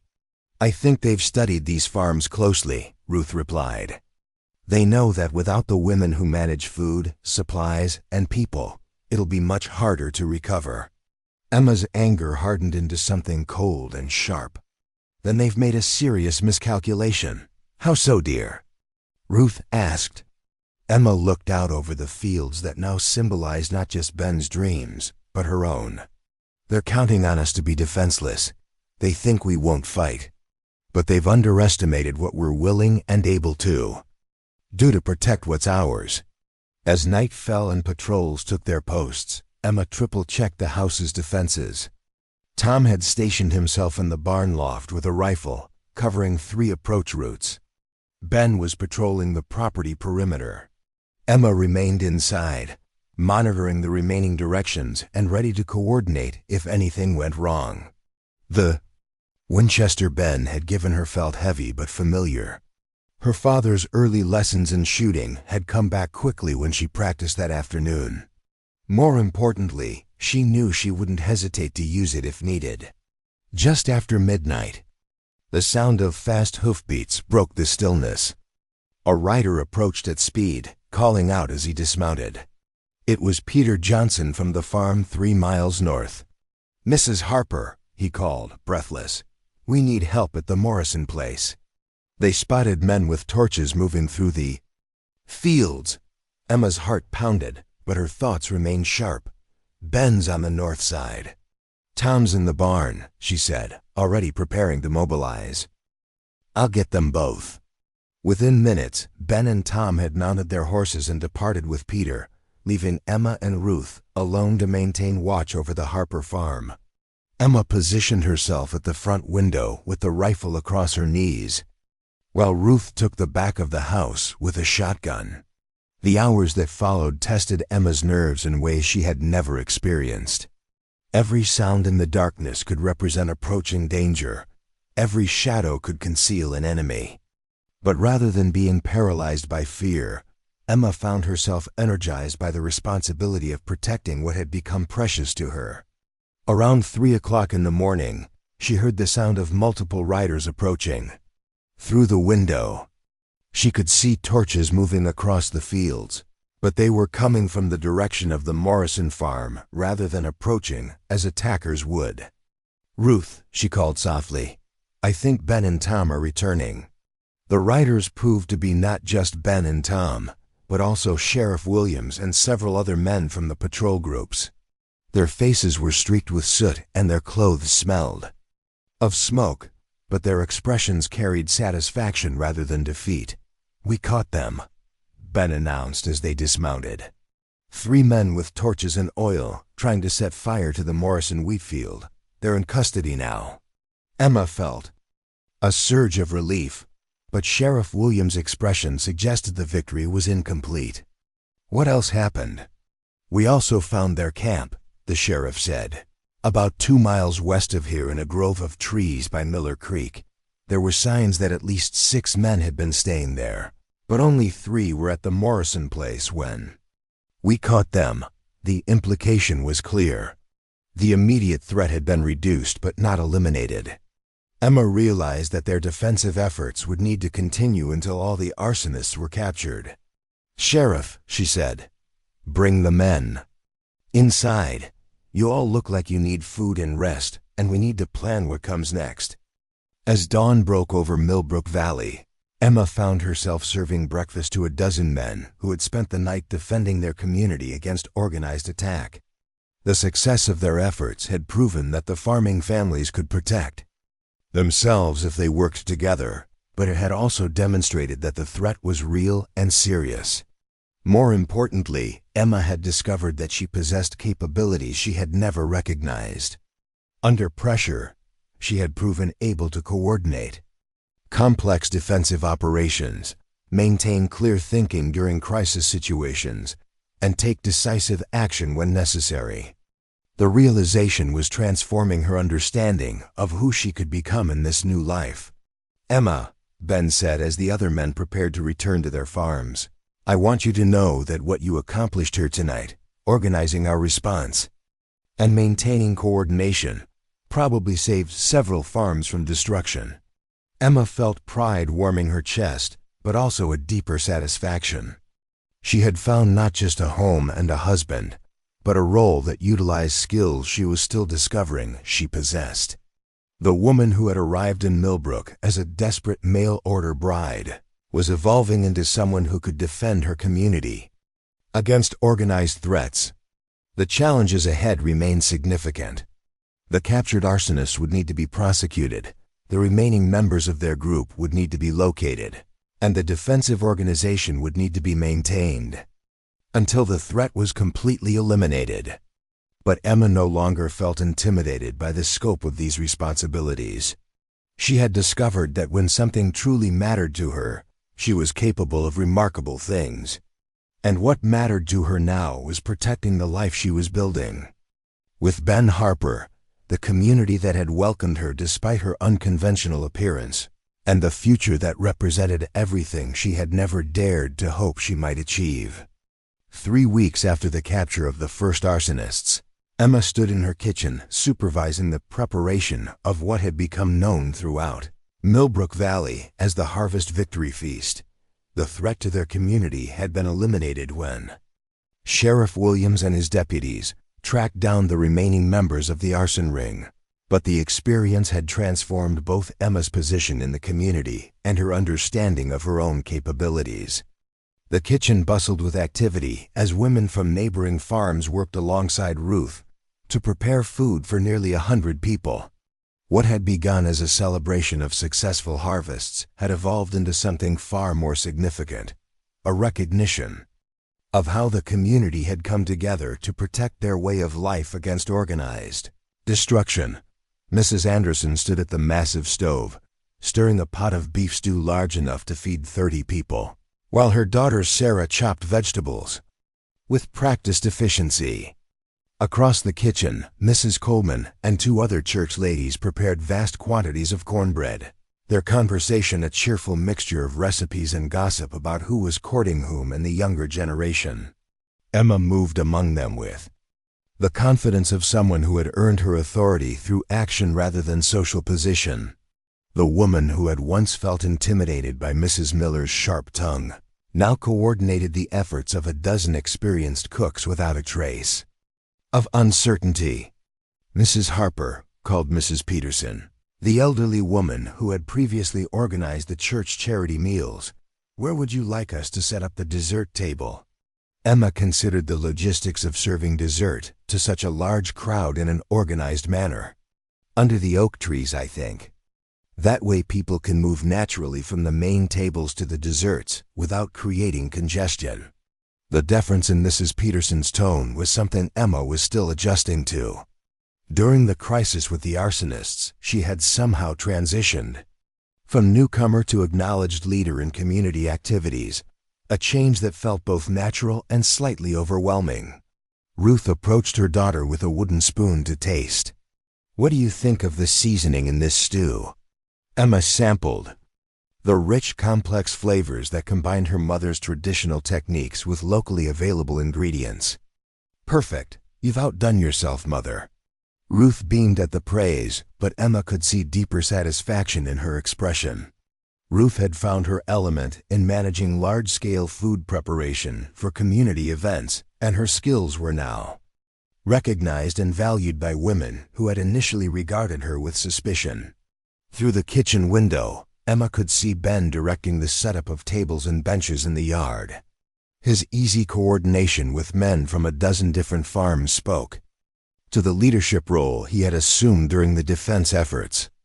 The crisis had revealed aspects of Ben's character that Emma found increasingly attractive. His calm decision-making under pressure, his natural authority that never became domineering, and his absolute loyalty to the people who depended on him. Tom Wheeler entered the kitchen carrying a crate of fresh apples from the orchard behind the barn. "Ladies, it's quite a sight outside. Haven't seen this many people gathered at one place since the county fair 3 years ago." Emma glanced outside and felt a swell of pride at what they had accomplished. The gathering represented more than a celebration. It was proof that their community had not only survived the attack on their livelihood, but had emerged stronger and more unified. "Tom," Emma said, "has Sheriff Williams arrived yet? I wanted to thank him publicly for his work in tracking down the remaining arsonists." Tom's expression grew serious. "He's here, and he's got news about the investigation. Turns out the people behind these attacks were part of something bigger than we realized." Emma felt a chill of concern. "What do you mean?" "Better let the sheriff explain it himself. But I will say this. What happened here in Millbrook got the attention of some powerful people in the territorial government." "Good attention," he added quickly, seeing Emma's alarm. Before Emma could ask for more details, Ben appeared in the doorway. "Emma, could I borrow you for a few minutes? There are some people here I'd like you to meet." Emma wiped her hands on her apron and followed Ben outside, where she found Sheriff Williams standing with 3 men she didn't recognize.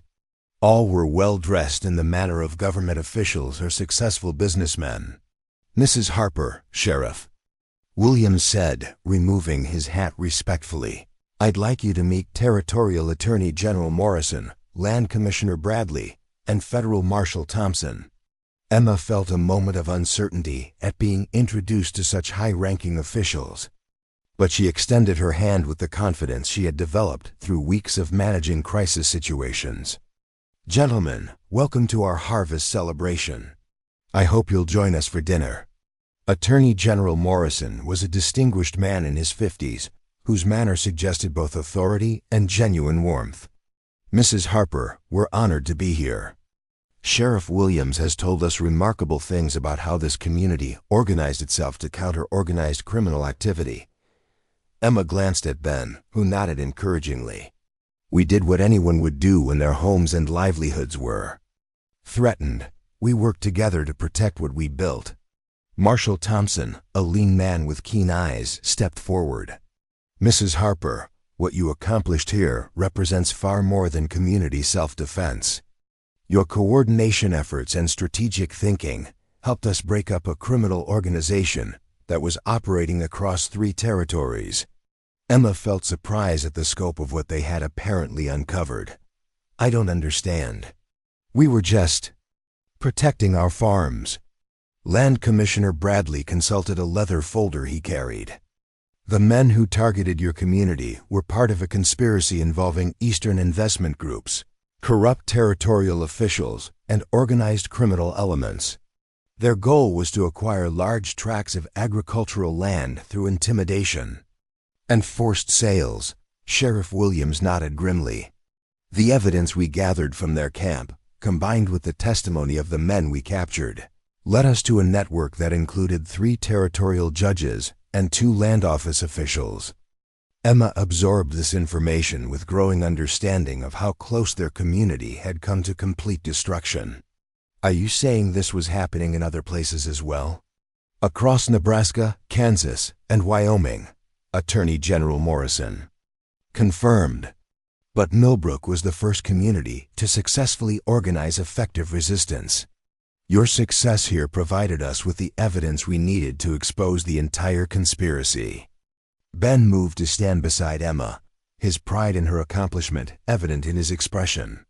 Emma, they're saying that your organizational work didn't just save our community. It helped save farming communities across the entire region. Emma felt overwhelmed by the implications. What she had thought was simply protecting her new home had apparently contributed to preserving a way of life for thousands of families. There's something else, Marshall Thompson continued. The territorial government wants to establish a formal system for communities to coordinate defense against organized criminal activity. We'd like to use your methods as a model for training other communities. Emma looked around at the celebration taking place in her yard, at the families who had come together to defend each other, at the children playing between tables while their parents shared stories of successful harvests. The idea that this gathering represented something that could be replicated elsewhere to help other communities felt both thrilling and daunting. What exactly would that involve? She asked. Land Commissioner Bradley opened his folder and withdrew several official-looking documents.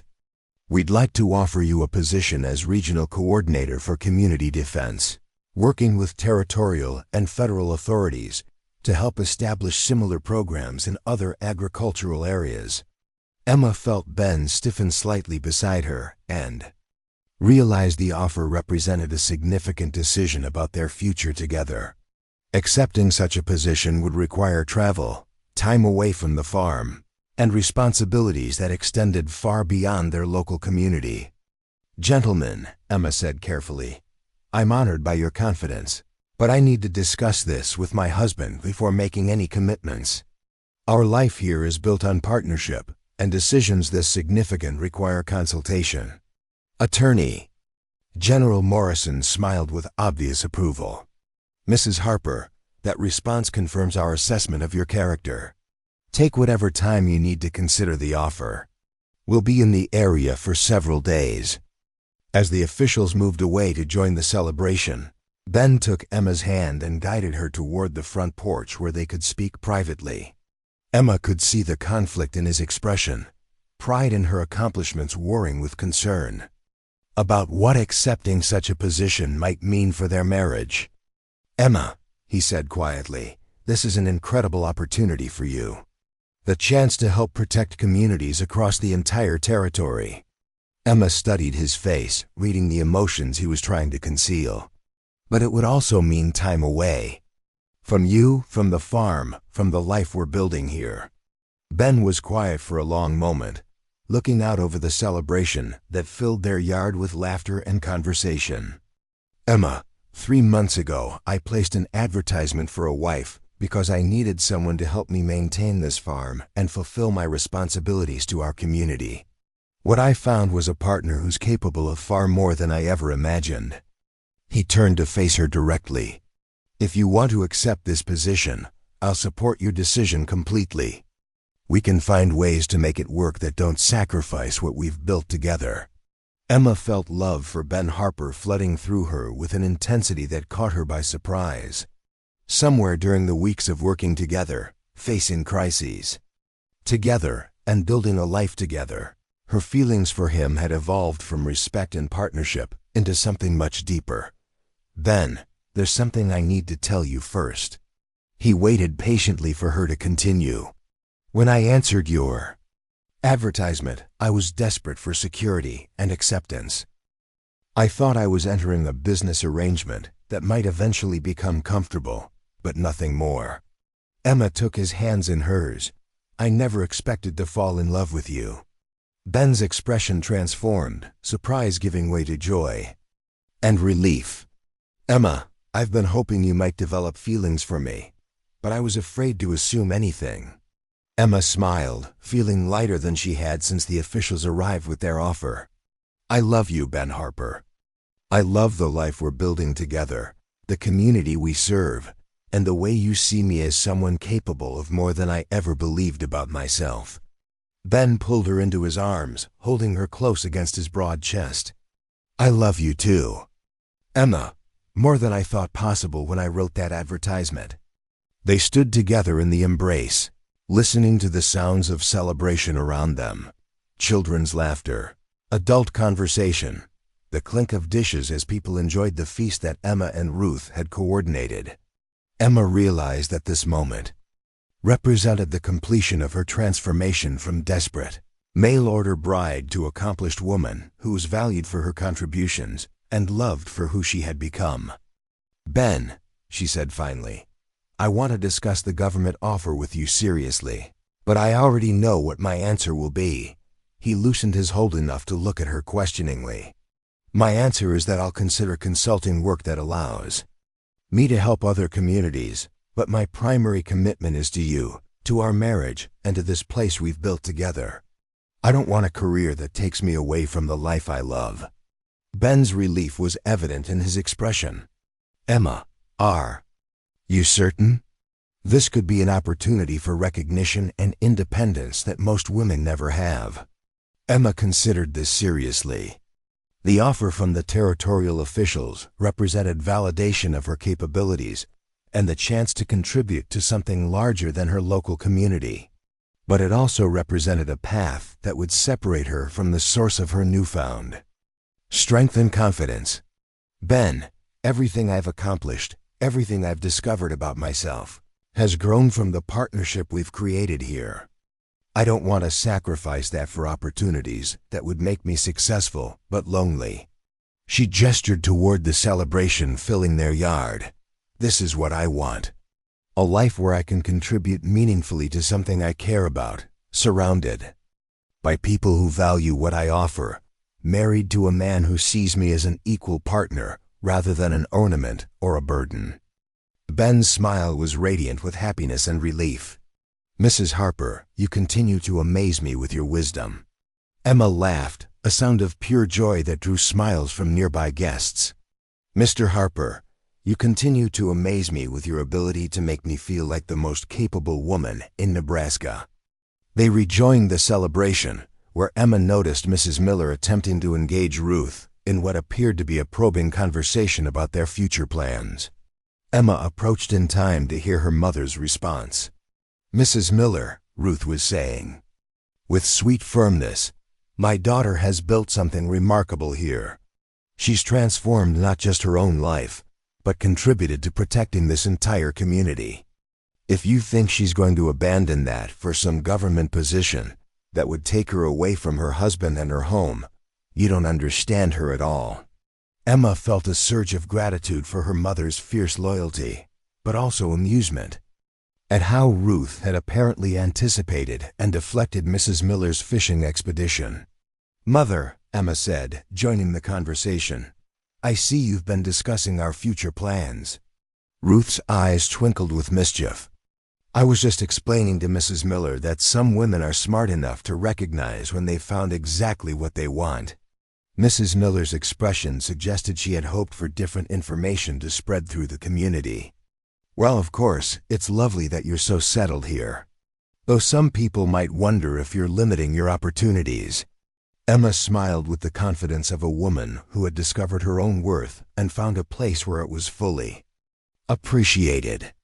"Mrs. Miller, I can't imagine any opportunity more valuable than building a life with a partner who respects my abilities, in a community that welcomes my contributions, doing work that makes a real difference in people's lives."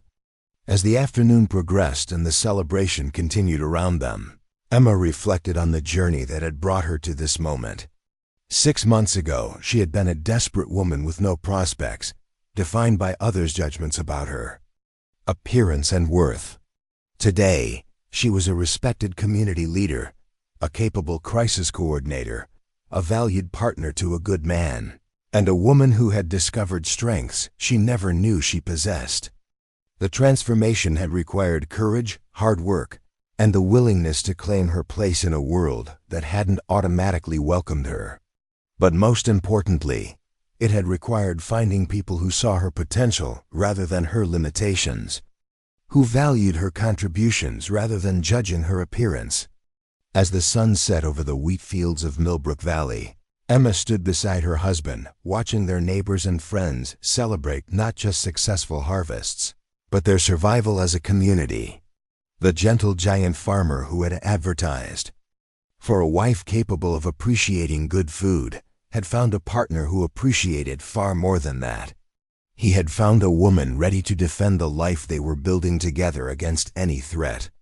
Emma Clarke had become Emma Harper, and in doing so, she had discovered that the most profound transformations come not from changing who you are, but from finding where you belong. Up next, you've got 2 more standout stories right on your screen. If this one hit the mark, you won't want to pass these up. Just click and check them out.